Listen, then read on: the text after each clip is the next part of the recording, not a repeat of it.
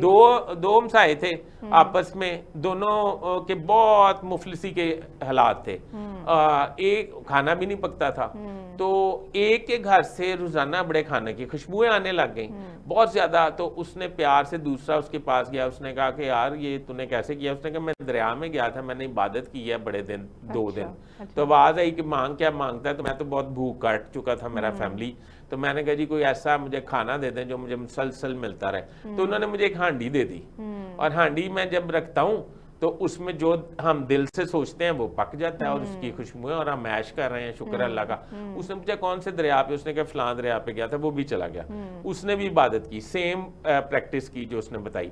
उसको भी आवाज आ गई, उसने कहा जी बताए मांग क्या मांगता है? कहता है मांगता कुछ नहीं, पूरी हांडी खोला। ठीक है ना?